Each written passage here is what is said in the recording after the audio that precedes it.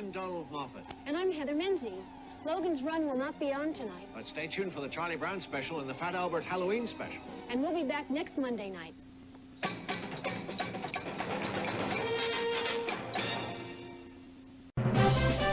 Word Balloon is brought to you by the League of Word Balloon Listeners. Coming February 21st, it's Faye and the Moon, the latest graphic novel from Franco and the Saturn Sisters. Faye, mourning for her missing mother, sits night after night below the moon that her mother loved dearly. One night she discovers she can pluck the moon out of the star-filled sky. Back safe in her house, she holds it close, feeling comfort at last. Then Faye loses the moon and finds that taking it has awakened ancient monsters, rats, dragons, and more, who hunt for it for themselves. Will Faye be able to reclaim the moon, find her own inner strength, and save the world from eternal darkness? Faye and the Moon comes from the minds of Franco, whose works include Tiny Titans, Superman of Smallville, Archimaniacs, Itty Bitty Hellboy, and The Ghost and the Owl, and art from the Saturn Sisters, whose animated works include Sesame Studios' The New Neighbors, Hulu's The Awesomes by Seth Meyers, and PBS's Mira, Selkie from the Sea.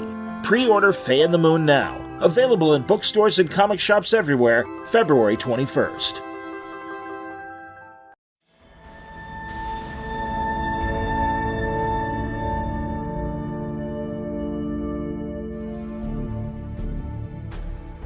This Superman portrait is really a send-up of the original Fleischer cartoon intro, where you saw a quick explanation of the destruction of Krypton, the rocket ship coming to Earth, and the pose of Superman with fists on hips, where he's kind of looking down a little bit. This is an exaggeration of that, where I'm getting my traditional kind of Alex Ross low angle looking up the body kind of shot, which again I'll credit to Neil Adams as an influence.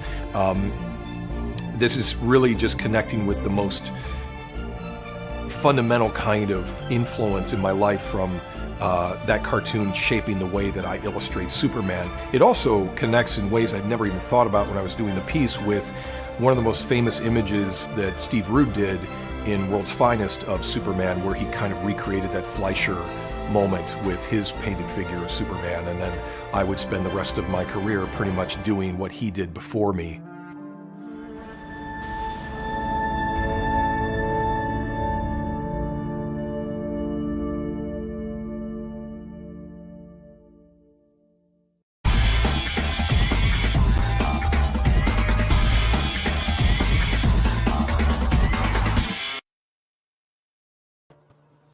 Welcome back, everybody. Time again for Word Balloon, the comic book conversation show. John Sutras here. It's my guy, Johnny Layman. How you doing, John? Pretty good. I mean, broken foot aside, doing fine. John, I'm so sorry. You were telling me right before the broadcast here. Yeah, tell the people. They first I'll show it to you. Yeah, they probably won't see it this convention season. Go ahead. I'm in a boot, and I've been in a boot with a broken leg for about 51 days. And I see a doctor on Wednesday, and he'll tell me, how much longer. But no good story, no skateboarding, no extreme sports. I was sitting on my legs on the couch, and I stood up, and both my legs were asleep. Took a step and just fell flat on my face, and heard this giant snap. And and it was a bad break. And then I bought this scooter used, one of those knee scooters, and sure. It would turn real sudden and it would fall. And we have since fixed it, but a couple times very early on, I had to correct, and I slammed my foot down twice. And so I went back to the doctor. He's like, yeah, your foot's even worse now. It's hanging by a thread. And he's like, you got to do everything you can to stay off it, or you're going to need surgery. And I've been a good boy for about a month. I'm so sorry, John. And as I was telling you, I had my leg infection a couple of years ago, and during COVID, my reflexes are shot. I am walking like Tim Conway used to on Carol Burnett as the old man and stuff, shuffling around. And I bought a two-wheeler thinking, all right, I'll ride my bike. Good Lord, I've been riding a bicycle since I was, 7 years old. No problem or whatever. But I can't throw my feet down after you do the handbrakes. So I tip over like Artie Johnson on the tricycle. Yeah. My wife's telling me once I get better, no more jogging, no more, even long walks. And she's like, get on a bike. So I got to keep that in mind. Yes, and again, it sounds like you got your reflexes at least. But yeah, baby that foot, John. No. Yeah. Good Lord. I'm so sorry you're dealing with that, man. Yeah. That's And terrible. I live in a 2-story house, so every time I want to go to my office or upstairs, I gotta put on a peg leg and a cane and hobble up. And if I got my computer and my coffee, I can only take one thing at a time. It's terrible. It's I realize how much sort of disabled people, like how much the little things we take for granted. Yes, 100%, John. No, I'm so sorry to hear that. Well, don't worry, we'll get your mind off of that bullshit. Sounds good. With the conversation today. God, you were just telling me that you contributed to a couple recent anthologies and stuff, and I'm assuming one of them was the Image 30th. Is that right? Two of them, issues 10 and 11. I got a new book coming out called In Hell We Fight, and we just did a couple 8-page preview stories. I met this guy. So I didn't write for almost a year during COVID.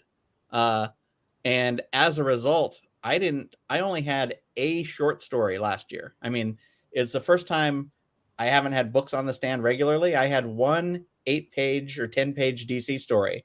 And, Skybound kind of really took me by surprise, killing Outer Darkness right before COVID lockdown.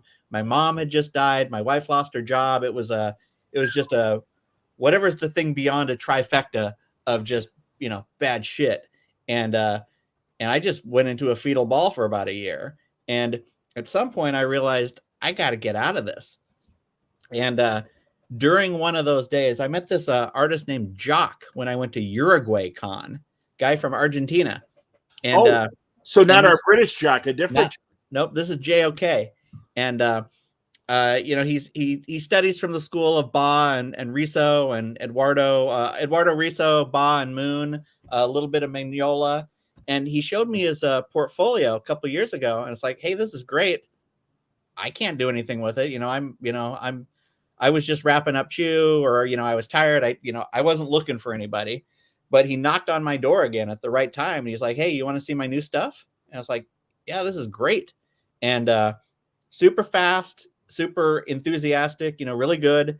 And I just thought, I have to make myself write a comic. So I'm going to hire this guy. And, my cardinal rule is you don't leave an artist without script. So he's going to force me to write because he's just going to keep working on it. So we haven't even solicited, and we've done 2 short stories, and we have 4 issues in the can.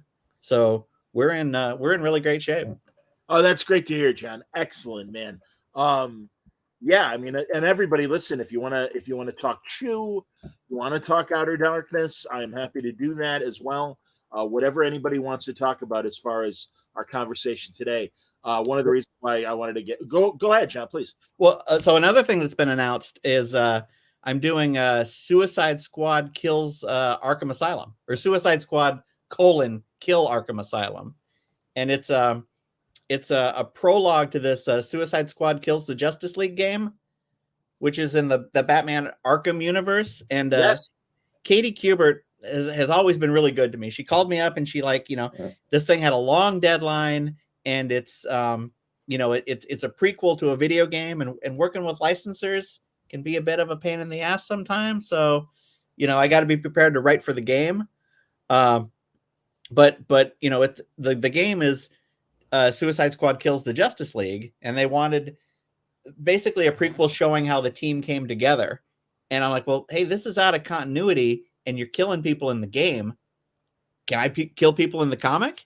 And they're like, yeah, give us a list of who you want to kill. So I gave them like 30 names, and they came back and they're like, yeah, you can use these 26. Just don't use these 4. And I'm like, wow, this it's a killing spree. That's fantastic. Well, that's like what Tom Taylor was able to do with Injustice. Yeah. Take that story into insane places. How many chapters is it going to be? Well, so this was funny. They wanted it 6 issues, and I actually came back and showed them how it would work better as 5, which I'm probably the first freelancer, fighting for less work, but it made sense. And then it's Arkham, and so I want to use Batman in the first issue. and they're like, well, you can't. This is where he's in the game. You use Nightwing or Robin, and it's like, that's not the same. And I'm like, you know what? I'm gonna write this with Batman, and you already said no, so I'm prepared to rewrite it if you turn it down. But I'm going to show you I can do it. I'm Kobayashi Maru, and I did it, and I turned it in, and they're like, "Oh yeah, this works. You were right." That's so great. Okay, good deal. And after that, they like really trusted me, because you hear all these horror stories about like licensors, and they sort of like, wow, this guy, knows his stuff and knows how to like, write what we want, but enhance it. And they stayed out of my way in all the important ways. And it was a blast. Given also that you've, had a history of writing, haven't you written games as well, John? Oh, yeah. And that's what I was going to say. So knowing that it's a prequel for a video game, and also the fact that you have written in video games and stuff, does that give you any story insight or innovation that maybe the standard comic book reader wouldn't write? No, there's actually some stuff to the comic that I don't think I can say without spoiling it, but there was a big challenge to it. Like this is not the standard crossover because of the way it plays into the game, and that's why it needed to be 5 issues instead of 6. But okay. No, they told me, I was familiar with the Arkham games. I didn't play them top to bottom, but I played enough of them. I knew the story, and then it spins out of the same universe. And it was easy and fun. Got a guy named Jesus Hervaz, who I think is a Spanish artist, drawing it, and then my buddy David Barron is coloring it, and just looks great. Oh, that's so good, John. Is it on the schedule yet? Yeah, it was solicited for end of last week of May, and I wanted this In Hell We Fight book the same day, and I asked the editor, I'm like, hey man, it'd be really cool if I had my 2 books on the same day. What's the date? And they're like, well, it's this date. I'm like, shit, I forgot DC books come out on Tuesday. Image, so I it's not coming out the same day. Well, but same week though. Will it be the same week? No, they ended up Image ended up pushing it because we did 2 short stories kind of spotlighting it in Image 10 and 11, and 11 got bumped because of somebody. I mean, when you're herding that many cats, somebody's going to be late, and of course. So they're like, well, we need to bump your book as a result, and it's like, okay, more time. Well, that's good, but no, and sadly, that's been the ironic joke, I think, as Image has tried to celebrate its various anniversaries. It's like, yeah, we're going to be late, and it's like, really? Yeah, but they're not really late. It's not like Image United. Right, exactly. And I understand. You're right. Easy joke. No, hey, man.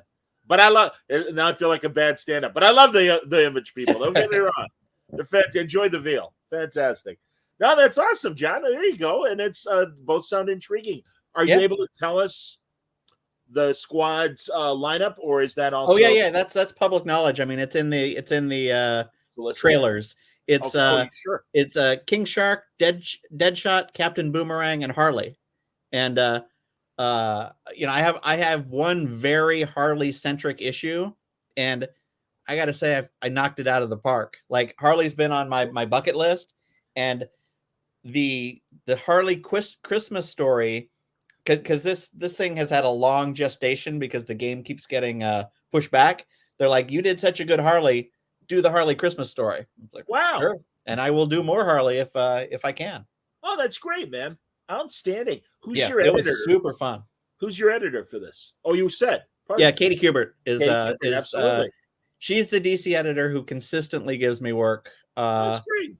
She was my editor from the old Batman days. So, we go back 10 years, and then she went to Marvel, and I worked on Cyclops with her, and a couple other little things. And then she went back to DC, and for some reason she likes me. And forgive me, is she Andy or Adam's daughter? I don't think she's either. I think those are her uncles. Oh, okay. So yeah, I didn't know Joe had more sons than Adam and Andy. That's great. That's like I feel like he's got 4, but I'm not positive. Dublin Comic-Con, my friend Owen McCauley, we'll be hearing this in a few weeks on Word Balloon. He did several panels in Dublin, and he did a Zoom chat with Samantha Brooks, Mel Brooks' granddaughter. and Oh. I assumed it was Max's daughter, but apparently it's from Melv's first marriage, and they had kids, and he thankfully is still obviously good to his grandchildren and everything. But yeah, Oh, wow. she's become kind of a actress of the moment as far as comedy, and also a self-starter. She made it her own YouTube series and everything. Oh, So yeah, wow. interesting woman, absolutely. Huh. So there you go. All right, I'm always getting the family trees wrong. Absolutely, that's all right. Well, another reason, again, you mentioned Outer Darkness and everything here, the 2 volumes. Oh, yeah. But of course, inspired by your love of Star Trek, of course. Yes, yes. And I've actually so I've got 5 books in active development, and I'm working on what I consider its spiritual successor, because I had so much fun writing kind of sci-fi with a little bit of horror that I'm taking everything. Although I love that book, the market didn't necessarily, and I'm taking everything kind of wrong from that and fixing it this next book. Oh, that's great. Hey, Eris. What's that? Oh, one of an old friend just popped by on the chat to say hello. Oh, excuse me. Here we go. Aristotle, absolutely. Yep. Aesthetics, excuse me. Another Greek. We go way back. There you go. That's outstanding, man. Always happy to welcome another Greek to Word Balloon. That's very good. We're all for that and everything. Johnny, every time I see you or think about you, I immediately think of that one, and especially considering it's coming up in a couple of weeks, that one C2E2 weekend where it was us and Mark Miller and Kyle. Oh, yeah. Yeah. And just laughing all night. Yeah, Kyle Figley. Yep. Absolutely, man. Oh, yeah. So, but, John, I remember, when we met? I do. I'm assuming, was it one of the image presentations at San Diego? Nope. Earlier than that, John? Nope. When did we meet? It was I think it was the Cincinnati Con, and someone said, "Hey, you're into Cerebus. This guy's into Cerebus," and hey, there's Kyle. Yeah, speak of the devil. You're watching, Kyle. Absolutely. And then you and I sat and chatted for about Cerebus for a half an hour, 45 minutes. That's outstanding, man. Jesus. No, you see, and then when I remember is you, me, Wade, and Christy from Yeah Comics in Muncie. We're all sitting together at one of the image upfronts that Eric was doing, and it was either the day. I think it was the day before. Like I'm assuming it's the Wednesday before San Diego started and stuff. That sounds very familiar. Yeah, we were all sitting together and stuff. So that's funny. Jesus, how time flies. Yeah, but no kidding. Well, especially there's like 2 or 3 kind of lost years in the middle of it that it's hard. You got to go back, and those years don't really count because you didn't do anything. Well, and again, I mean, we're here. I'm in Chicago. Are you West Coast or are you Phoenix. Southwest? You are Phoenix. Okay, fantastic. So it's I'm glad when we do see each other. I haven't been going to West Coast shows in a while. I've never been to it. I'd like to go to a Phoenix Con of some sort. It's a big show. I don't know. There was that year where the guy brought the gun in and it never quite recovered. But I have never missed a San Diego. I've been going since '91, and I even went to that bullshit weird special edition over Thanksgiving. Wow, I hear you, man. No, that's cool. Yeah, I'll get back. Anytime money's tight right now, but it's right. It's a little easier for me because I used to always split a room with Joe Harris and Xander Cannon, which is fun. I love those guys. And then, I can drive. I can drive there, and I've after you win a couple Eisners, it's real easy to get tickets. Oh, so that's good. That's never a problem. So it's plus I'm from San Diego, or I lived in San Diego for 12 years, so it's like coming home. I got some relatives there. Well, mentioning that's where I'm right. That's where Wildstorm was, wasn't it? Yeah. There you go. Yeah, John, how did you hook up with Wildstorm? I don't think we've ever had that conversation before. So I was an English major in college, in the late 80s.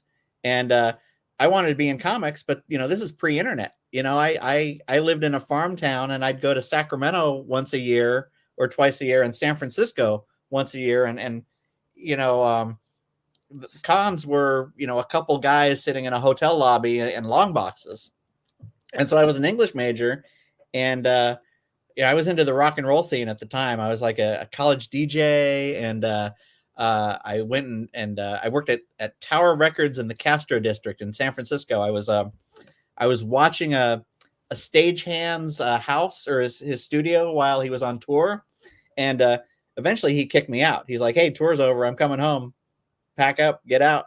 And I was seeing a girl in San Diego, or from college, but she moved to San Diego, and she moved back home. And she's like, "Well, maybe things are getting serious. Why don't you try moving to San Diego?" And I'm like, "Ooh, that's where that Comic-Con is, right?" And so I stayed there, and I eventually got a job. Oh, you know this part, at the San Diego Union Tribune, as like Jimmy Olsen.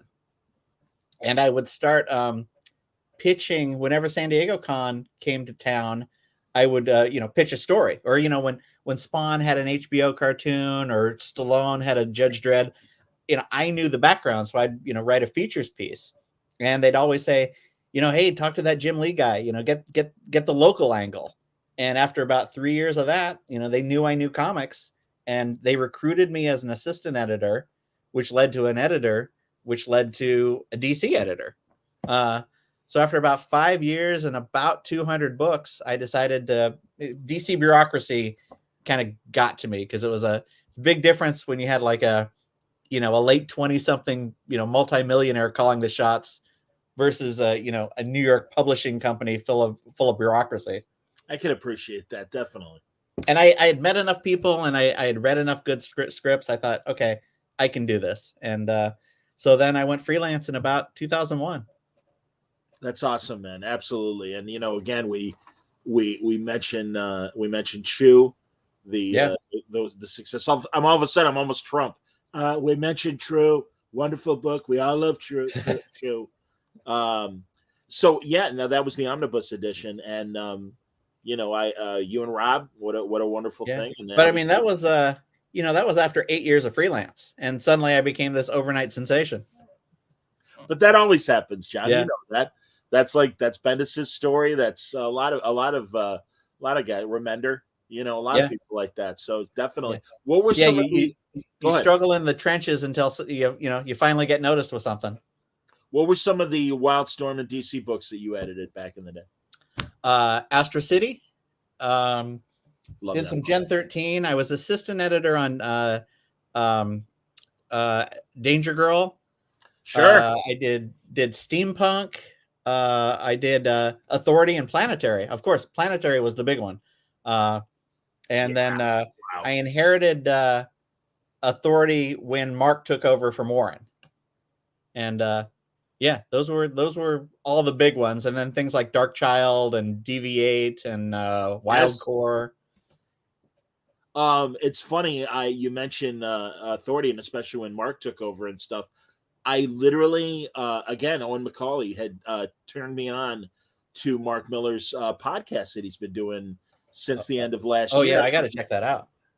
John, it is so great. And one writer that has, if there's a living white whale that I would love to get on Word Balloon, and I'm truly thrilled that Mark got him, Carrie Bates, the wonderful Flash writer and Superman writer. I mean, I love Elliot Maggin. I loved Marty Pasco, but Carrie was the man as far as, the great Superman writer of the 70s. And Mark's a very entertaining guy. I can only imagine what his interviews are like. Very well, and again, we know from our conversation. Yeah, sure. No, he's in fact, I think the episode before yours is me repeating a talk I had with Mark when he came to he came to Chicago and he came to New Hampshire for signings and stuff. Very weird that those were the places. Yeah. And I met him at his hotel room, and this is several years before the Netflix deal. And he's like, "Well, I like adapting my stuff to movies. Matthew and I have a great run going, him and Matthew Vaughn." And I'm like, "Mark," and again, I'm not claiming to be this sage of the future or anything like that. I mean, obviously streaming TV is already ingrained in all of us. And I'm like, "Mark, I am telling you, all your stuff would just translate so well as streaming TV shows." And he was saying he didn't watch a lot of TV back then. I don't even know if he was bullshitting me or not, John, because you never know. Exactly. And I'm like, "Mark, streaming, man, streaming." And then 3 years later, he does the Netflix deal. So maybe they were shopping that stuff around, but I'm like, you got to be kidding. He's like, oh, most of the TV I watch, he goes, it's all DVDs, and after it's already, full season is out. And I'm like, all right, whatever. Yeah. But no, they're great. They're fantastic. And great talk with Jerry Conway, great talk with Bendis, Jeff Johns, lots of great people. Yeah. I never mind promoting another podcast. Well, that's another time suck that I need. Hey man, absolutely. My God. What podcasts are you listening to?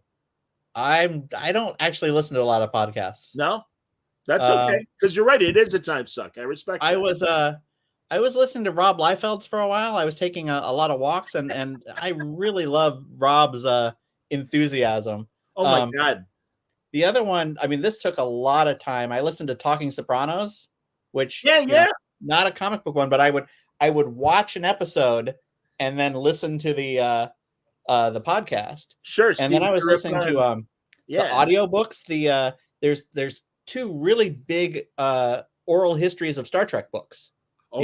That start from the very beginning and they go up to about Enterprise, but they were fantastic, but they're like 30 hours each. The 50-year mission. I know exactly what you're talking about. It's Mark Altman and Roger Rees. Yeah. And actually it even goes up to the development of Discovery.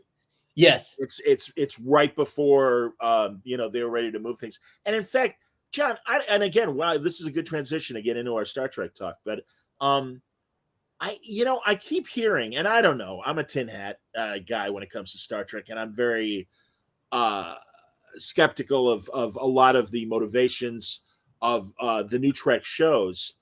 But I keep hearing that they maybe wouldn't have started creating Discovery if it weren't for that Axanar fan film, and that they're almost like, I'm sure it was always on the board to come back in some fashion.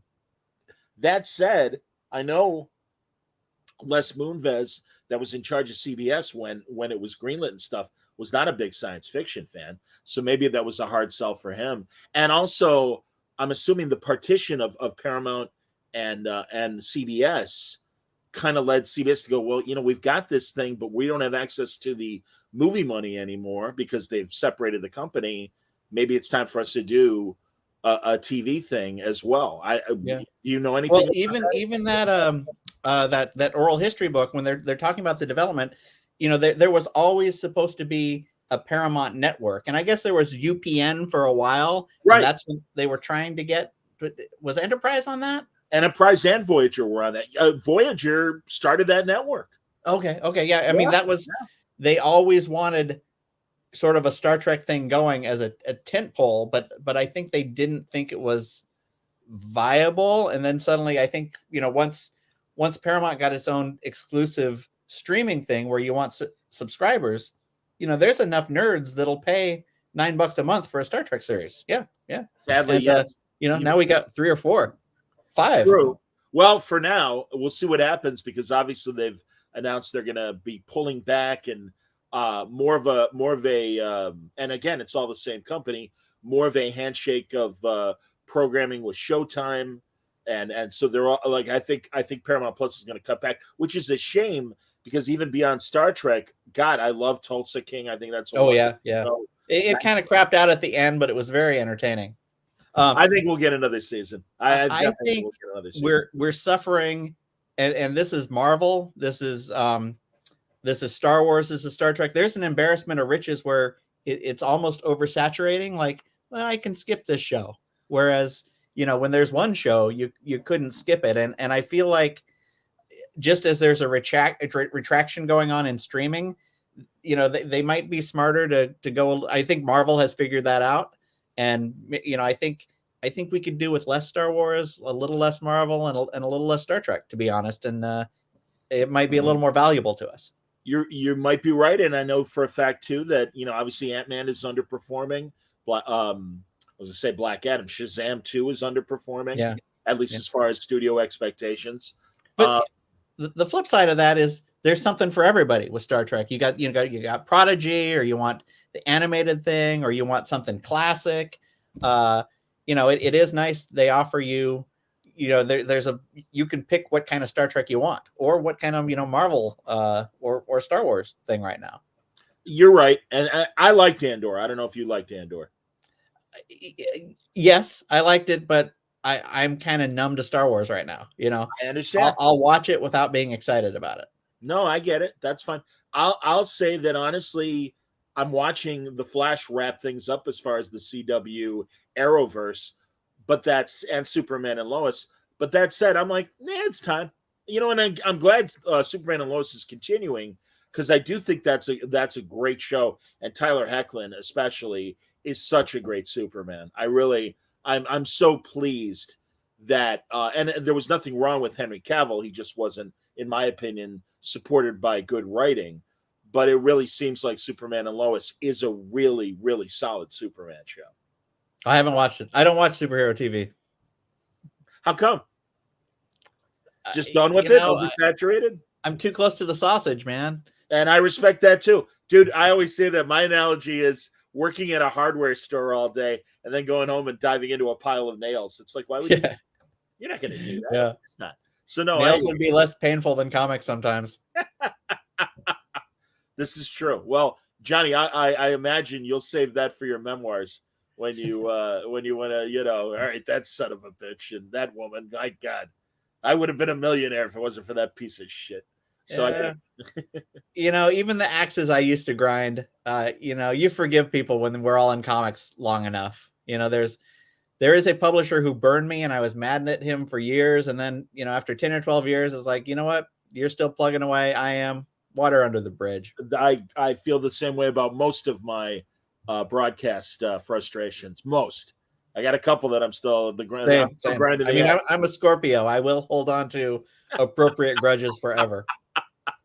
Well, let's get into good stuff. Oh, first of all, Aristides, nice place here. Miller's underrated. His contributions to DC, Marvel, and his own work, but he's really laughing all the way to the bank. Hey, man, I agree. And in fact, Liefeld was on Miller's podcast, and he's like, he said Miller and Kirkman are the two guys that you got to hand it to them in terms of taking their toys, leaving the DC and Marvel sandboxes and going, yeah, I'm gonna do my own thing. Yeah, but I don't know. I don't know how that's underrated. He's popular, he's rich, he's successful. What's underrated? It's not like he flies under the radar. Some people I've heard say Mark's ideas are formulaic, and I'm like, I disagree, and I think his stories are properly punchy and to the point, and they're great, simple, in some cases very simple ideas where it's like, of course, what do you Starlight, I feel that way about Starlight. I felt that way about Chrononauts and everything, and it's like, these are great ideas, man, and they are perfect for a mini series. You know what I mean? It's also, it's like an art style. There are certain artists, you know what JRJR is going to look like. That's his style. You know what a Mark Miller or a Bendis book is going to read like.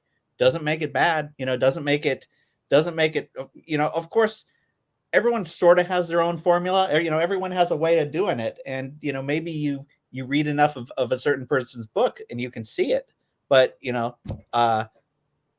I don't think I've read a bad Bendis book, and I don't know that I've read a bad Mark Miller book. That you're going to get a level of quality from certain people. So, I'll keep coming back. I hear you, man. Well, let's get more into Star Trek because, sure. I had you on with a few others. Cully, Hamner, and a few others. A couple other buddies as well. But I got to tell you, my frustrations with New Trek have been talked about many dozens of episodes right here on Word Balloon with my frustration. That said, I'm really enjoying season 3. Oh yeah, they're hitting all the right notes, but they know it's coming to an end, and they're sort of giving everybody what they wanted. And it's weird because in retrospect, I like season 1 and season 2 less because I like season 3 so much. But that first season, doled out data and we got Riker and Deanna in season 1, didn't we? Late in season 1? Yeah, one episode. Yeah. And then it was, go on. No, and then last season they show up with Hugh, which I feel like is a deep cut, and they killed Icheb as well in or no, was that the first season that they killed Icheb? I forget. Yeah, It was the Yeah, first I'm not. visit because it was I'm not sure, but when they went to Space Las Vegas. yeah, And Picard is doing the Pepe Le Pew horrible. We are looking for my dogs. It's like, okay, Jesus Christ. It opened with poor Seven. I think Mercy killing Icheb after yeah. the bad word plucked out his eye and everything. Even Seven, was pure fan service, and but in the best, I was so excited to have her like back and kicking ass. I got to be honest, man, and I really I really hated both season 1 and 2 of Picard. That said, having Seven back and giving her something new to do, I thought was great. And no, I am fascinated by where Seven of Nine is now compared to where we left her in Voyager, and it's a very interesting journey. And again, we're talking now. I'm sure everyone has watched and is caught up. That is watching. Episode 5. We're gonna have 6, and obviously Raffi and Worf are finally, joining them, and now we've got the two missions kind of merging and stuff. So no, I'm curious to see the interactions between Raffi and Seven. That's a good relationship, although it seemed a bit forced at the end of the first season when all of a sudden, literally the last scene, and it's the only scene we see in the 10 episodes, is them holding hands, and it's like, oh, all right, whatever. And then you're talking about season 2, right? No.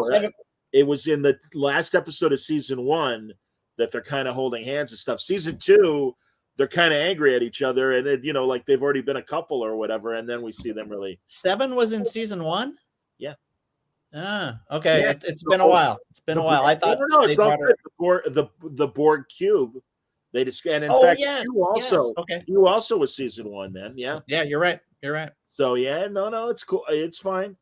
Here, Aristides says Picard is my guilty pleasure. My issue is the use of language, but other than that, it feels like Trek, and I love all the appearances. I agree on all that. Oh, and yeah, Captain Picard dropped an F-bomb this episode. Yeah, it's and as I understand it, it was an improvisational moment. He's an executive producer, so he does have creative input, and I could totally see him say, "No, leave it in." And they're like, "All right, Patrick, we're leaving it." Okay. And again, it's 2 seconds, but truly, it's like every time somebody swears on New Trek, I'm like, completely unnecessary. Yeah, it's I mean, and I am, man. I'm a old fashioned liberal and all for overused sex and every other gratuitous way you could describe any sort of story, dialogue, or plot point. That said, I'm like, not needed in Star Trek. So gratuitous. Yeah. Well, I think we're giving you, we're giving you what you're paying for to show you're not watching standard TV. I guess, I don't know. Frankly, John, and as a great storyteller, I'm curious. I don't think these guys, with the exception of this season of Picard, are capable of doing one story, one season, the way a lot of modern TV is done. That's one of the reasons why I like Strange New Worlds and even Prodigy and Lower Decks, because they're more episodic. And I'm sorry, I think that's great. And I'm okay if you could come up with a good one story long term thing. And right now we're halfway through season 3 of Picard, and they're achieving it, in my opinion. But yeah, I just think in the cases of Discovery and the first 2 seasons of Picard, it's like, you guys don't know what you're doing, frankly, when it comes to one story, one season. Yeah. I would say that especially for Discovery. And I think there's been enjoyable parts to Discovery, but I never think it's completely found itself. And I'm okay with it going away after, I thought, oh, finally they're jumping to the future. And even then it still clicked less and less with me. And then I let my Paramount expire halfway through season 4. Like the last episode I watched, Tilly was leaving and they had like a 5-minute hug montage. And I was like, oh boy, this is getting really like toothless and treacly, like some of the worst of Voyager. Well, I feel better you saying that, honestly, John, because yeah, I felt the same way. My favorite example was, and I forget what season, I think it was probably 2nd season, when the robot girl dies, the one that has the short-term memory just to reload it. And her funeral felt longer than Spock's funeral in Wrath of Khan. And I'm like, I remember when Robot Girl and I were walking down the beach, and it's like, well, we don't. Yeah, And we don't even know her name. this exactly. I'm like, this is so empty, and it just drove me nuts, man. And yeah, it's just you're right, too treacly. God, I'm glad you avoided. And maybe you heard about it. That final episode, where and listen, I love No, Stacey. tell me. I don't care. So give me the spoilers. Oh, okay. Well, you might already know. Former Georgia gubernatorial candidate and wonderful voters' right activist Stacey Abrams, who I have nothing but respect for. Oh yeah, she shows up as like leader of the Federation in the future or something like that. Yeah, she's president of Earth, and it's like, listen, again, I am a dyed-in-the-wool, hardcore liberal. I really respect Stacey Abrams. I love that she's a Star Trek fan, but you made her president of Earth, and I'm like, I can think of a good portion of the audience right now. Like, for example, if Donald Trump or Ron DeSantis were suddenly showing up as president of Earth, it's like, come on, man, what are you doing? Just relax, okay? And again, hey, invite her on the set, take 1 million photos. Christ, Reagan visited Next Generation. Yeah, or have her be an extra, have her, like Mae on the Jemison, deck fooling around with right, like Mae Jemison or whatever. It was so bad. I'm just like, oh man, you guys are just, I don't know, whatever. Now, do you like Lower Decks? I've grown to like Lower Decks. The episode, we'll get to Fegley's comment in a second. The episode where they had all the different alien races, Lower Decks equivalent, like the Vulcan ship and the Klingon ship, that was brilliant. And there have been several, and I will say, brilliantly funny episodes.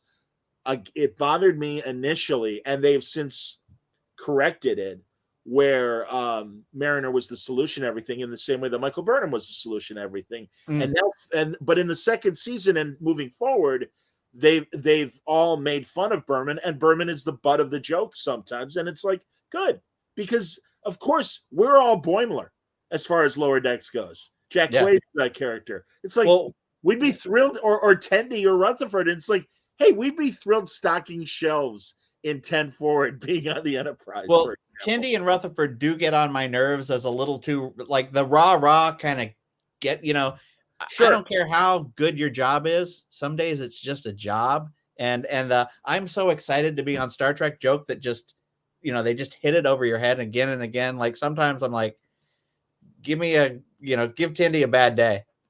But overall, I do enjoy it. And I would say the same thing about Mariner. It's like, give Mariner a bad day. And when they give her that half-eyed, like lidded, kind of like I know it all, kind of like, it's like, you suck. And it's like, if I were your mother, I would have booted you off the ship years ago. I mean, and I love Captain Freeman's fantastic on that show. She's another really good character. And that's the thing. It's like, I like everybody but the lead. And I'm glad again that it seems like they're writing to, and maybe it was to establish her character or whatever, but I'm just like, I much in the same way of Michael Burnham, it's like, she shouldn't be the solution, and she wasn't as the show progressed. So really, like, the last season I thought was much better. I love Prodigy. I haven't watched Prodigy. It's so good, man. And I've been talking to the Habermans, the brothers that are show running the show, because the Benson sisters, who wrote on the first season, put me in touch with the Habermans. They're willing to come on, but closer to, I guess, when the next batch drops on Nickelodeon. What are they on? Season 2? They just wrapped season 1. They had season 1 in 2 parts. And again, that's Paramount Plus's release time. I don't know if that's how they're doing it on Nickelodeon, but because it was like, I think it was 2 runs of 10. I'm pretty sure it was. Yeah, that's a long first season. Yeah, well, and again, that's more of a regular animated, I guess, full season or whatever. It's very, very good. The world building is great. The nods to Trek continuity, maybe place it 5 years after Voyager is back, maybe 10 years, something like that. Because Janeway is in it, right? Janeway is in it, and she's great. And it's a really good Star Trek 101 for mom and dad to take the kid if you want to try and indoctrinate the kid in Star Trek. It's a great way to explain it. But it also doesn't talk down to adults. I know my buddy Mitch from Terrificon was convinced it was going to be like Star Trek Teletubbies. And I'm like, no, man. And again, See, I kind of thought that, maybe watched like 5 minutes of the first episode when I was in a bad mood. And, when Picard ends, I'll give it a shot. once they establish all the characters, it's really good. And there's a two-parter that the Bensons, Julie and Shauna, wrote that is very shore leave in a good way. Original series shore leave, and then it impressed me. It really, really impressed me, and that's where it really like kicked in and on another level. The second half, the second 10 were amazing, incredible cameos, much like Picard. Where wow, we haven't seen this character in a while. It's great to get them back, and very interesting choices as far as those go. I'm really looking forward to talking to the Habermans more about this. But yeah, I like it. I really like it. Sold. And Picard, I mean, let's catch up. I mean, I am thrilled that they've got a showrunner in Terry Matalas that knows his stuff, likes this stuff, and again, he is capable of telling a one season, one story. Well, and they've only got one season, so they better. But this last episode, like, I'm sitting down like, hey, this is the episode Geordi shows up. And it wasn't Geordi. And when she showed up, I couldn't believe it. That was the last thing I was expecting. I was so happy. Absolutely. Michelle Forbes, Rolarin, I mean, left Star Trek to pursue films and other TV. Obviously was the original. Likely, if she had stayed on, probably would have shifted. Would have shifted to DS9 and been the first officer instead of Kira Nerys. I'm glad she stepped aside because Nana Vista and Kira, a very interesting character, very different from Ro. In fact, I know in the Deep Space Nine novels, you see a lot of interaction between Kira and Rolarin, which I love. But it's a little shade of David Caruso and NYPD Blue. You're like, that maybe wasn't the best decision in hindsight. She's popped up in a few things. I think California or the David Duchovny movie had just come out and it was real hot, and she's like, I'm going to be in movies. And she's great in the Kevin Spacey movie Swimming with Sharks. Oh yeah. That's another great, and of course her two-parter in Galactica, Galactica, as Admiral Kane. Oh my God, she was wonderful. Yeah, she did some great stuff. But that moment in the holodeck bar where they're just kind of like angry with each other and then apologetic. I mean, that choked me up. Oh yeah, absolutely. And again, I agree with Terry Matalas, who says, "Come on, man, that was a dangling story since the second to last episode of Next Gen, Preemptive Strike." And it's like, man, I love the subtext. I mean, it's funny because then again, people who mock are like, Picard, he's looking out the window. He's obviously feeling something that he will never actually express, but we know from his face that's a great moment because you do know that he's disappointed and like he trusted her, and they got to play all that out much in the same way that Beverly and Jean-Luc did when they were discussing Jack Crusher and everything. So something that struck me about Jack Crusher is he looks like enough like Tom Hardy that I buy him as a young Picard. I'll take that. I'm okay with that. I suspect that the voice we're hearing calling to Jack Crusher is Amanda Plummer's character, because when she said, I'm trying to remember which specific line it was, either come home or find me or something like that.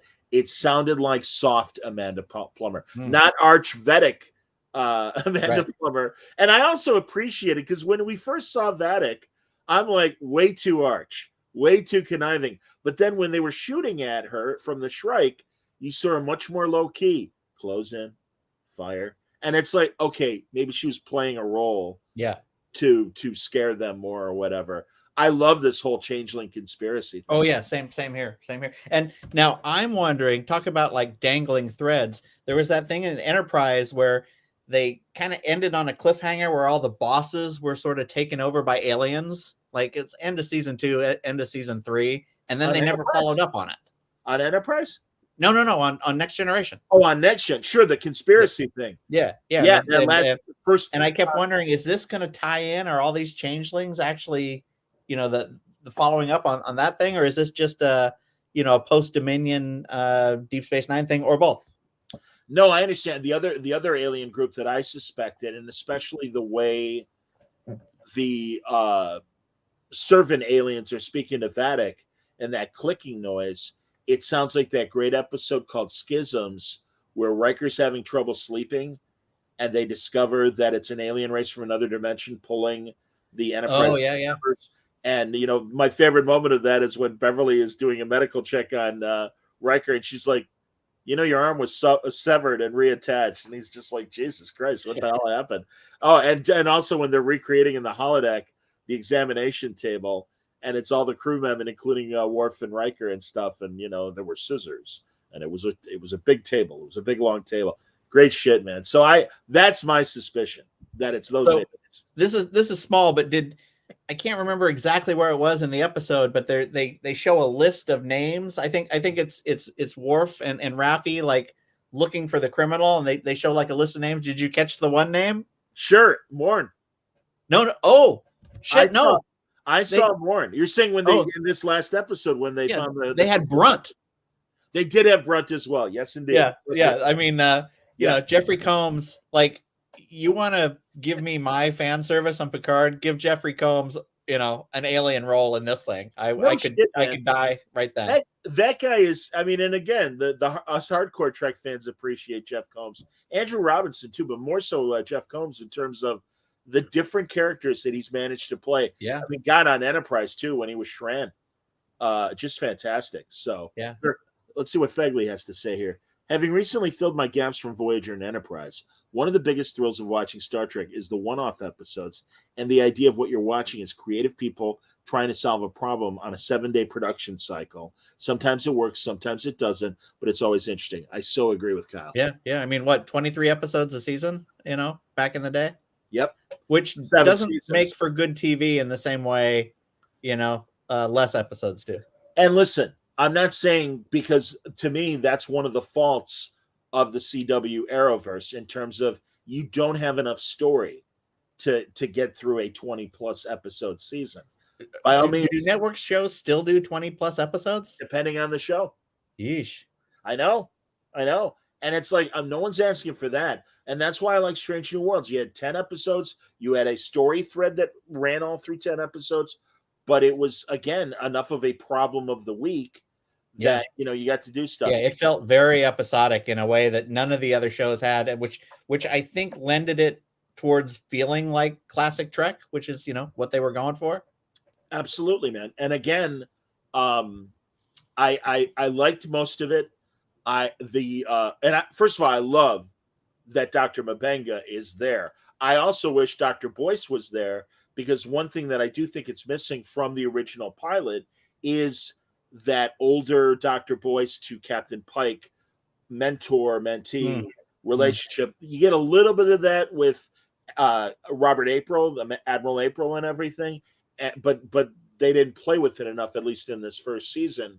The other thing but Mabenga's story with his daughter in the transporter buffer, and also the way it was involved, I'm like, give me a break. But that was it Balance of Terror episode? Talk to me about that. Go ahead. Oh, that was just, I mean, I had to run back and watch the other, and I thought it was brilliant in the same way that, the Deep Space Nine Tribble episode was, where they, incorporate their own kind of thing into it. But yeah, I love John, that episode. This is great, John, because I'm glad we're not just agreeing about everything.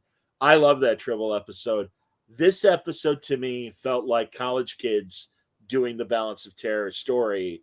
The guy who played the Romulan commander had none of the charisma that Mark Leonard had. And obviously, Mark Leonard is in a class by himself, but you need a real quality actor. And he said, in the case of both the Romulan captain and James Kirk, the characters said the right things. I didn't believe the actors.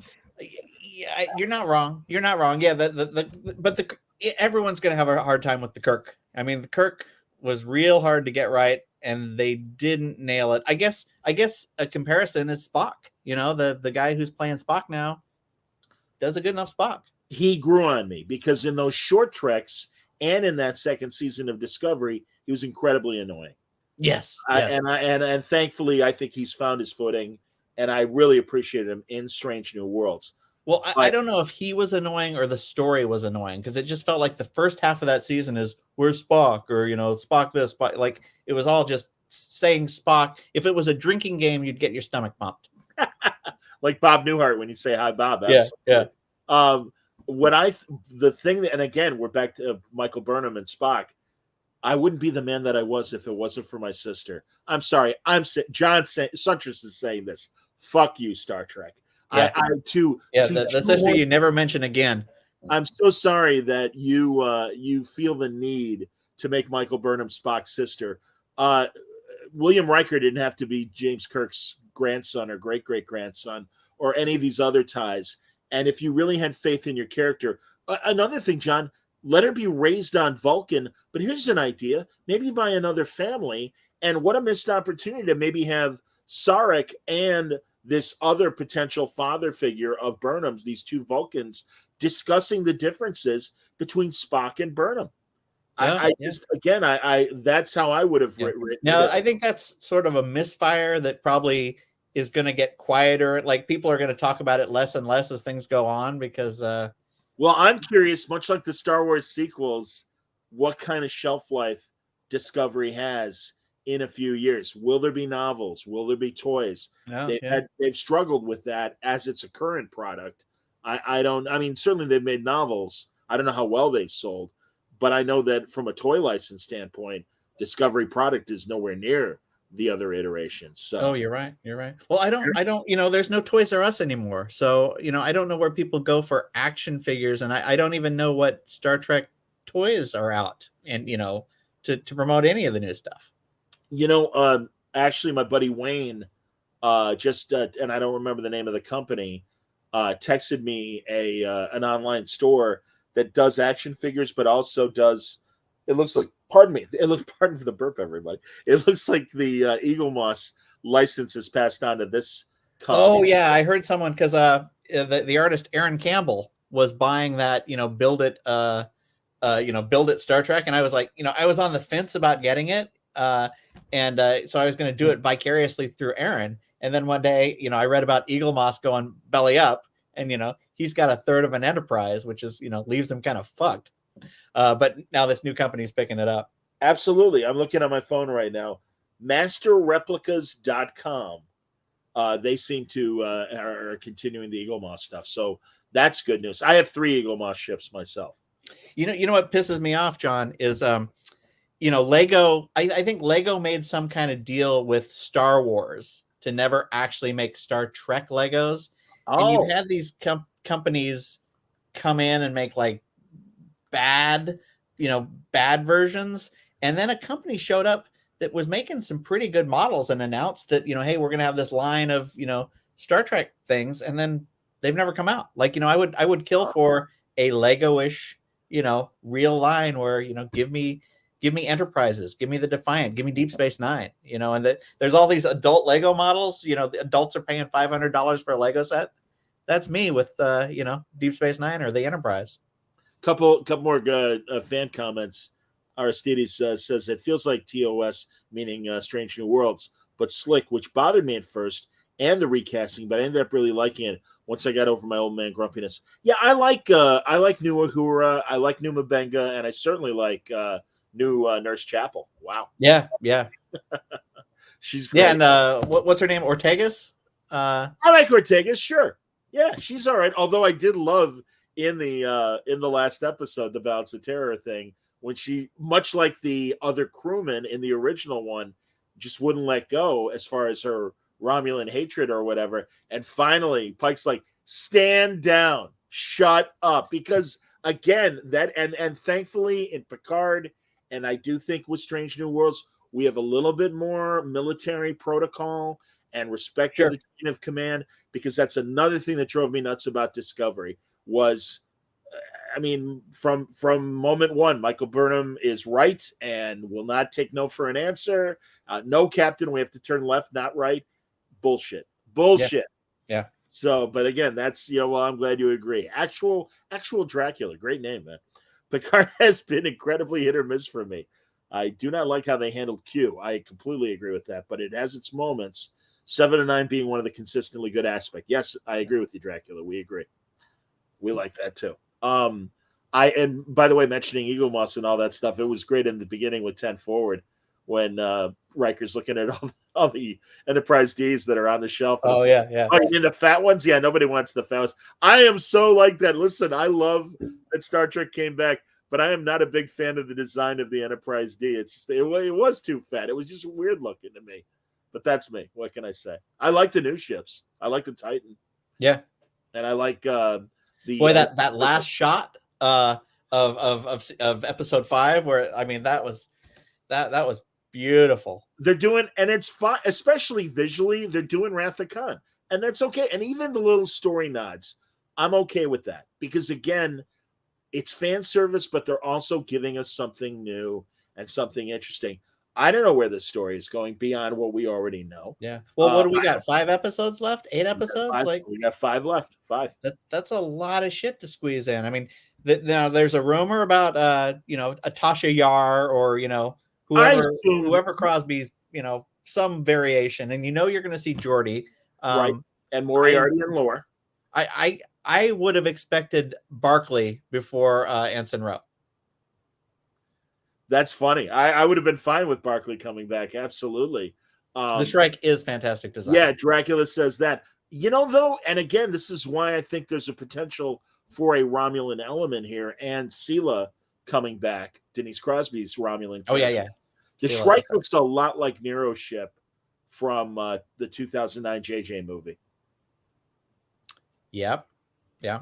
So I don't know. I mean, again, I really don't know, but I'm confident enough that Metalis knows what he's doing and really loves this stuff and was given this tall order. As you say, this is the last season of Picard. And also it had to be done inexpensively compared to the other shows. And he gave us this great bottle show. Why? Is that because they're paying the actors so much? I think so. Yeah, I really think so.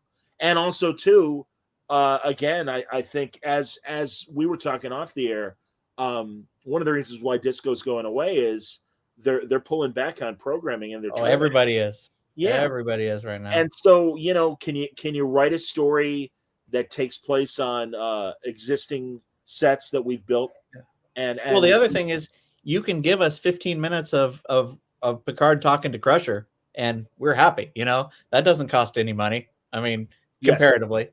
No, you're absolutely right. That's true too. But that's the thing. And watching some of the behind the scenes stuff, they talked about, oh no, we reuse this corridor. They're fine.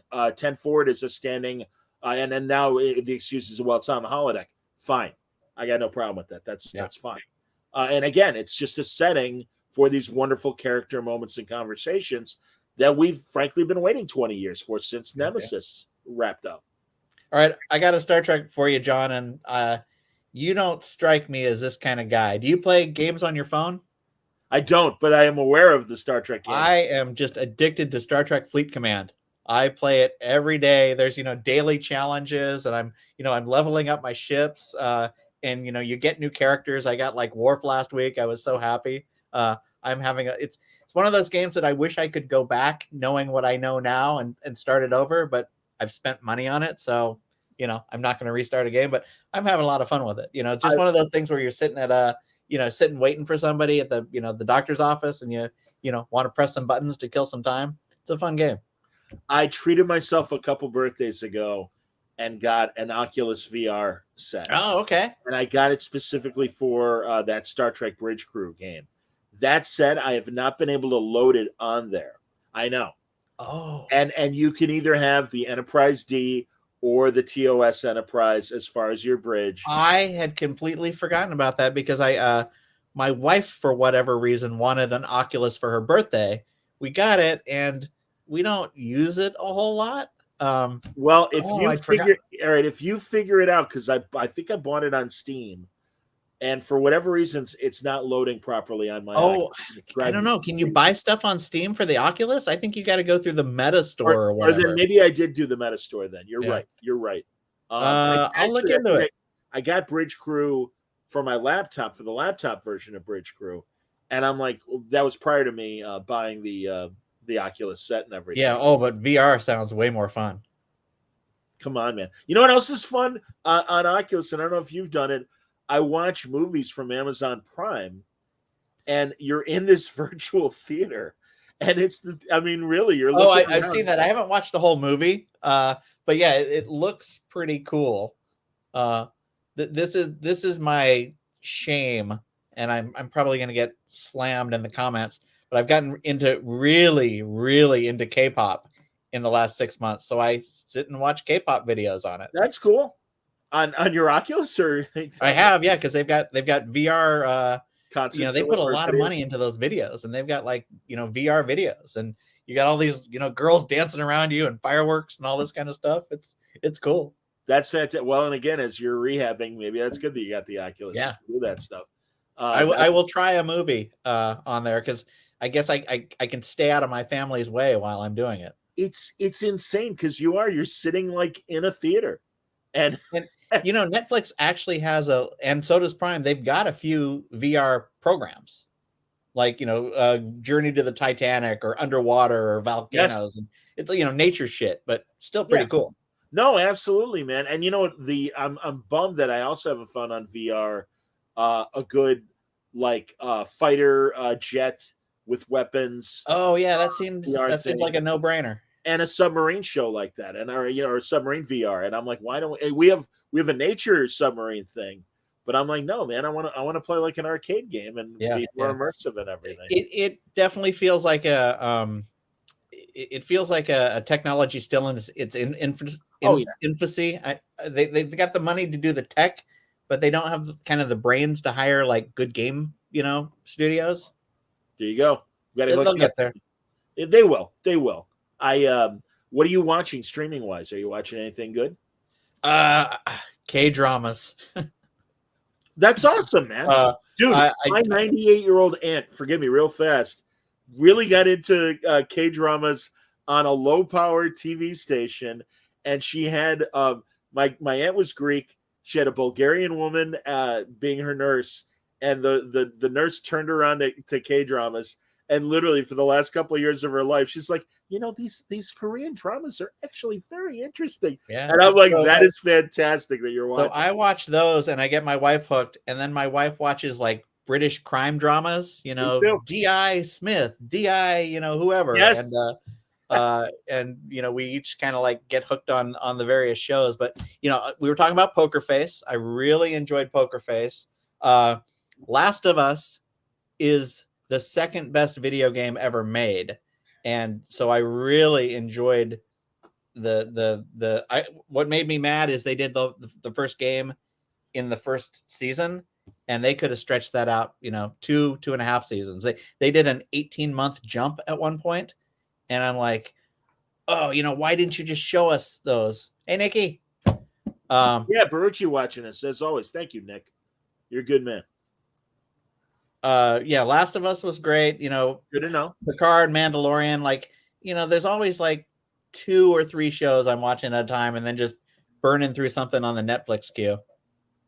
That's cool, man. I want to watch. Speaking of Netflix, I really want to watch. Forgive me, everybody. Sports, the Bill Russell documentary that just popped up over there, and also, ironically, the Pornhub documentary that just popped up. Oh, I wasn't aware of that. Well, and I'm really honestly, listen, it's like saying, you're only into Playboy for the articles. I really am interested in the business structure behind Pornhub, because it wasn't a porn company. It was a tech company that made the conscious decision to get in the porn business because they saw the interest. And I'm I think they made the right decision. Clearly they did. And it's warts and all. And that's another reason why I watched last year, right before the World Cup, the wonderful FIFA documentary they did, and how corrupt FIFA is. Oh, wow. Oh my God, you only know the surface story until you watch something like this. It's great. But Bill Russell was always this amazing guy who, much like a lot of black athletes in the 60s, had to face a lot of pushback, but even more so being in Boston, and all he did was win 11 championships. I mean, both as a player and as a player coach, and then as he retired as a coach, and also got to know him a little bit from my sports radio days. One of the most gentle, funniest guys and really just a pleasure to have gotten to know the small bit that I did.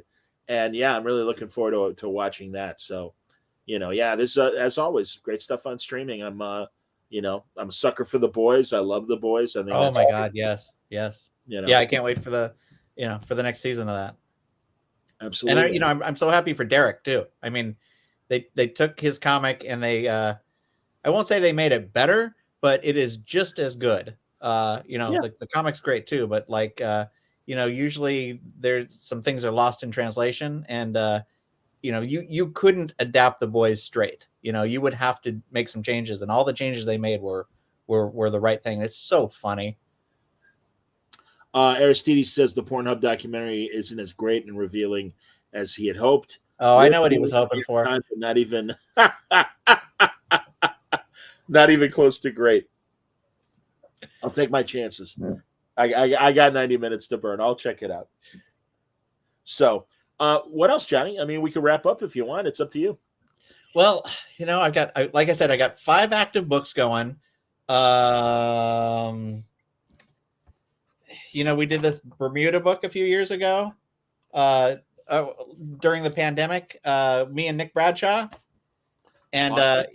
It's very much modeled after Leave It to Chance, James Robinson. And, it's Nick is not a speed demon, and he does a lot of cover work. And, that's something that it's going to come back. It's just going to come back very infrequently. And then I'm working on a character it's a work for hire thing, and it is the last thing I ever expected to be writing. And it's been a lot of fun. It's, once again, they handed it to me and they give me a bunch of freedom, which is real nice. So yeah, 5 active books going, and trying to heal my leg. Yeah. The worst thing is, trying not to drink every night, because you sit at home. I can't go anywhere. It's so easy to crack open a bottle of wine. But I'm also not getting any exercise. So, it's and when am I going to get better and get to go to a con? I miss seeing people in real life. Hopefully sooner than later, John. Absolutely. Like I said, I feel for you, because I had that issue in 2019 and it really bummed me out. What a year for that, though. Holy shit. Well, it was the year before the pandemic, but yeah. Oh, okay. Yeah, that's why. Yeah, right. Literally, I was healed enough, and we all went to, I believe it was C2E2 2020, which was that last big convention before the lockdown, and then everything went to shit. Oh yeah, that was literally like a week before everyone, because I was supposed to go to Emerald City. I had my tickets, and that's when infections started blowing up, and nobody knew what was going on, and it's like, this seems like a bad idea. And then I think Christian Ward was the first pro to back out, and then there was just a domino effect, and then they canceled it, and then the world changed. Dude, I'm telling you. And also, so it's at McCormick Place in Chicago, as you know, C2E2, and I'm working at the news station then, and I'm driving to work, and I hear on the radio, well, the medical convention has been canceled due to COVID at McCormick Place. They know their shit. That's a big sign. And I'm like, great, kill the nerds, kill all us nerds who were just there. And literally for 5 days after the convention, Tom King and I are texting each other, I feel okay. Do you feel okay? Yeah, I do, but I'm still worried. Yeah, so am I. And so well, I went to San Diego this year and came back with COVID. John, I told everyone, don't tongue kiss you. That's the lesson of Comic-Con. Well, nobody listened. People, what's wrong with you? I'm 5 shots in at this point, so it was like a cold. It was like having con crud. Well, that's good. That's I think a lot of people went to San Diego and got it, but everyone was just so you're careful, and then around 11 at night in the bar, like you start letting things down. It's just so good to see people, Johnny, I always say San Diego is like really expensive summer camp, because it's true. It's like, hey, all of our out of town friends, and we're all together, and isn't this great? And we're just shitting money. And again, I love people that know the how to cut corners and stuff, and I do what I can as well.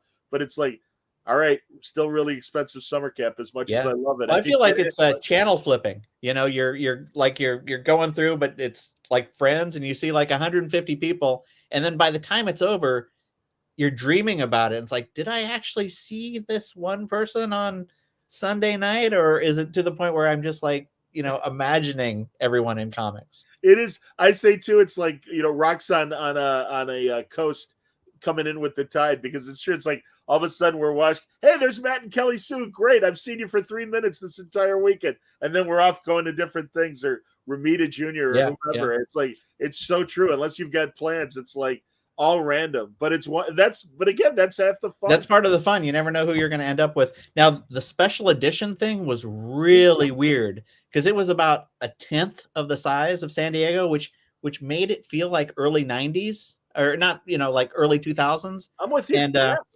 I ended up bumping into Heidi McDonald and we're walking around and you're seeing all these places that normally, you've got 1,000 memories with 1,000 friends. And here it is, just you and one friend experiencing, the ghosts of Comic-Con past. It was very surreal. I'm glad I went to it. Yeah, I'm sorry I didn't, and I heard similar stories from people that did go. If people don't remember, special edition was Thanksgiving weekend. Yeah, which also that also cut down on things, but it was kind of like proof of concept. Hey, can we do cons again? And and then it got last year was Comic-Con, right back to normal. What I'm hearing. Yeah, it was back to normal and everything. Of course, we all got COVID. Exactly. But that's honestly, that's why too, and I think we're seeing it with the results of Ant-Man and Shazam 2, that it's got to be special for people really to want to go back to the theaters. Yeah, and I've got a teenager. And he was, and granted, he might be aging out, but for him, Endgame was the jumping off point. Those. And the other thing is, the great thing about up till Endgame, it started with Iron Man, and it was very low stakes, and it built to this crescendo. But now it just feels like banging on cymbals. Every movie is an earth shattering giant thing, and it's like you gotta dial it back and make it, character stuff and, build up again. I completely agree. Just my opinion. No, I completely agree with you, John. And also that's what Mark Miller and Rob Liefeld were talking about as well, that the crescendo of Avengers Endgame, that it's really hard to come back and give you more product. Plus, as Rob said, and I agree with him, we went from, 3 movies a year, maybe 4, to them doing Disney Plus. Yeah. And it's like, all right, I know you gave us 10 hours of movies. Now I need 100 hours of television. Yeah. Because we really got to get this streaming thing going. And obviously we're seeing it with Star Trek. We're seeing it with Star Wars as well. It's very interesting. But also, as you build the comfort of streaming at home, we are seeing the unfortunate byproduct of that, of very few people now want to go to the theater because they're like, well, in a couple months it'll be on streaming and I'll watch it then. In a month these days. I mean, it comes faster and faster. Agreed. Yes. And that's, Johnny, you and I are old enough to remember when a movie would play in the theaters for 5 months, even 6 months, even a year.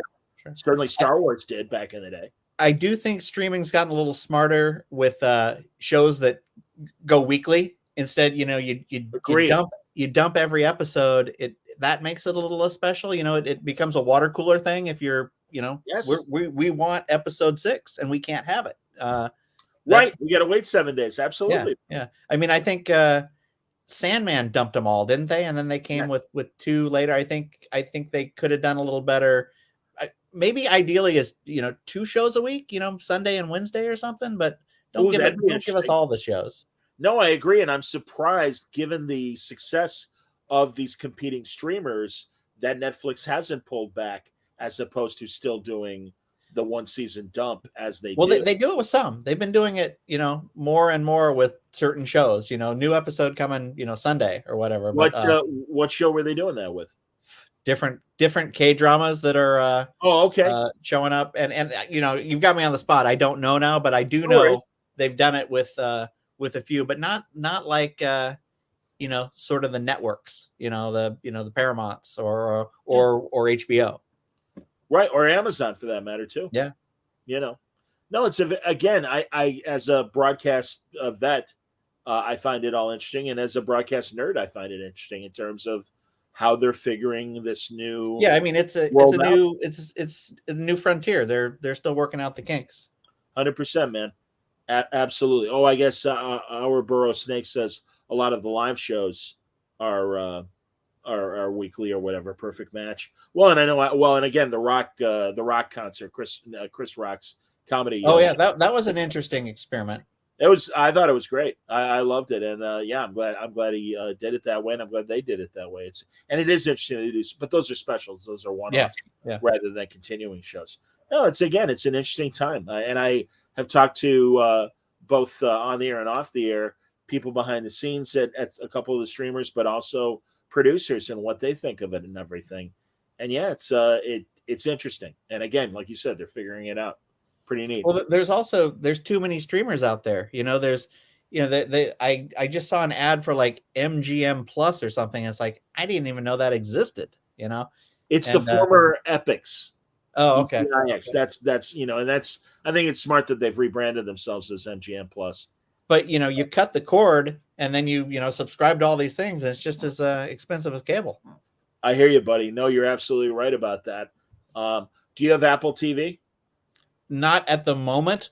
I also cancel a lot, and then when a show like I'm gonna wait until about halfway through the Ted Lasso run, and then sign up again and watch Shrinking, and then once that's over, I'll cancel and figure out what's in it, because we just got Peacock for a month, so I could watch Poker Face, and then as soon as we were done, it's like I'm canceling it. Let's watch as many movies as we can on this thing before it runs, and then pick another network.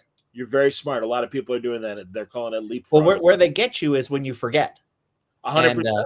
Yeah. And they ding you every month, but I'm such a cheap bastard, I never forget. That's smart, man. No, I at one point had 10 or 11 streamers, and I've cut back to 8 because I really assessed, and I'm like, I'm not watching. Yeah, I love British crime dramas as well, but I have to confess I wasn't watching them on Acorn and BritBox, so I cut them. And Apple TV, I mean, yeah, the shows you mentioned are great. I love For All Mankind, the astronaut show. That's my God, yes. What an incredible show. And I loved Severance. I thought Severance was very good. Yeah, I mean, Apple, I'm always looking hard, but then it's like, God damn it, then they come up with a new show. And it's like, all right, you got my money. But yeah, I basically see what's on that I want, subscribe, and I try not to subscribe to more than 3 things at a time. Now, I'm always going to have Netflix. I'm always going to have Amazon, because we have Amazon Prime. So I don't necessarily count Amazon Prime. I don't either. It's the best deal because you get it for the 2-day shipping. And hey, while we're at it, here's a free streaming service as well. Yeah. And it's like, can't beat that, man. Absolutely. Yeah. I like Amazon because I get alerts when my new books show up. And you don't get told by IDW, hey, they're reprinting your Godzilla thing in this thing, but then I get a message and it's like, oh wow, I'm getting a new book, which is great. Not getting paid for it, but new book on the bookshelf. Outstanding, Johnny, as always, man. Great talking to you. Yeah, absolutely. And I'm glad we caught up on Star Trek and everything. And I want to thank you everyone who hung out with us. Yeah, great questions, everybody. Definitely. And I'm going to watch Prodigy, John. I'll keep Paramount a little longer. Oh, the other thing we watch on Paramount is Ghosts. Sure. Yes. I mean, the first couple episodes, I thought it was really kind of dumb and like, wow, there's too many cast members. And then it really got charming. Is that the American one or the British one? The American one. Okay. Starring the girl from iZombie. Oh, I love her. She's great. Yeah. Franco has been watching Ghosts and was telling me, and he was looking for the British one. And I think it's on either BritBox or Acorn. One of those. Something that's weird about that show is, thank you, Sean. They don't dole it out every week. Like, I think it comes on like every couple, like just comes on sporadically. And so they do have a long season, but it's not weekly. So probably the writers and the cast aren't getting crushed, which is also an interesting model. Hey, we're dropping this sitcom episode whenever we drop it. I agree. Yeah, I don't know how. I don't know from a shooting schedule or anything, but it's. I appreciate the innovations of streaming TV. I welcome the new ideas in programming and the freedom to be able to do programming that isn't confined by FCC rules. And we got a lot of interesting stuff and a lot of gratuitous stuff. I'm all for it. Yeah, but we'll see. It's we live in interesting times, and geez, as always, buddy, thank you. Hey, feel better. My God. Oh yeah. Well, please, baby, that foot. On my foot bone that. Indeed. Well, it's all right. It'll be worth the wait when it's over. Oh, And God. yeah, man, when you're back up on 2 feet, looking forward to seeing you and hanging out. And Beautiful. beautiful, man. No, and All right, John. especially Take care. Thanks, everybody. when the next announcements come out, let me know and we'll talk more. You got it. All right. Thank you, Johnny. Thank you, everybody. Tomorrow afternoon on Word Balloon Live, Rob V is going to join us live from Britain. And I hope you'll join us then for a really great conversation about Batman, Detective Comics, and a whole lot more. Thanks, everybody, for watching. Thank you for contributing with questions. Until next time, stay safe, stay happy, stay healthy.